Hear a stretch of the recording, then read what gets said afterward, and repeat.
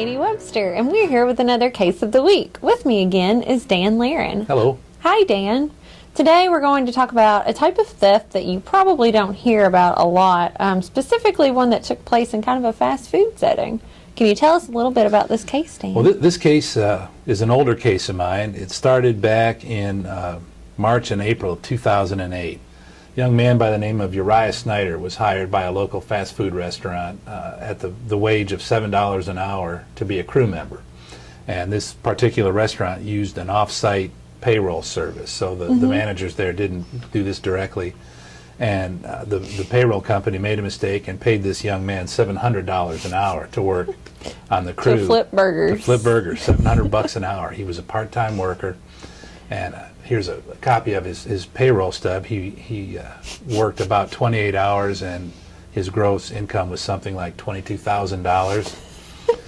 So this went on 3 or 4 weeks. He got a couple of 5-figure paychecks, and then when the company detected the mistake and approached him, he ended up leaving town. Right. So, of course. The company worked with him for several months. They tried to get him to repay at least some of this money. He didn't do it, so they filed a criminal complaint. The case came to us and landed on my desk. He was assigned a public defender, and we began to work on the case. What kind of theft charge is this? Well, this is theft of property lost, mislaid, or delivered by mistake. The theory being that even though the company gave him this money, he wasn't entitled to it. His contract was for $7 an hour. And I don't know anybody that makes $700 an hour, but he kept the money, which I guess I can understand. The problem is, kind of. Yeah, I mean, I ate flip burgers at one point in my life too.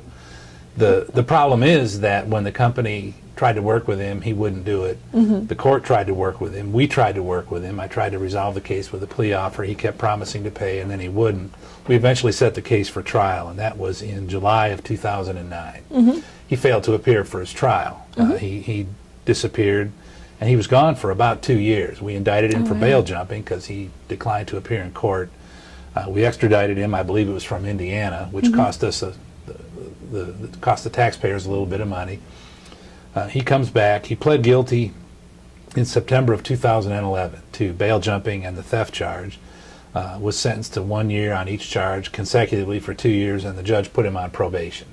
So do we know how much he made from this restaurant? The restitution was set at $14,332. Wow.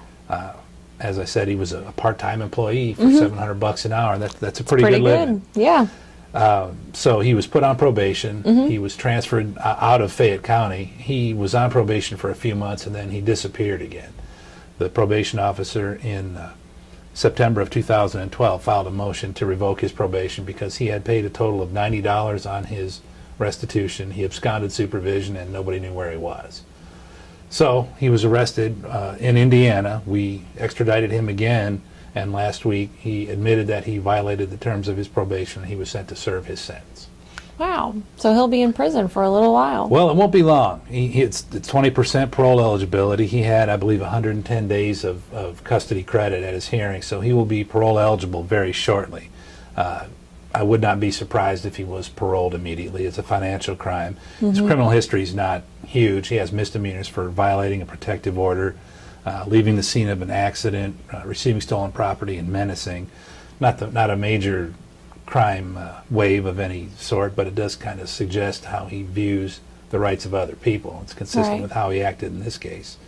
We're hoping that if he is released, he will try to do a little better than pay 0.6% of his restitution, which is what he's managed so far. Well, hopefully he can pay some of that back, but that's a lot of money for not very much time in custody. That it is.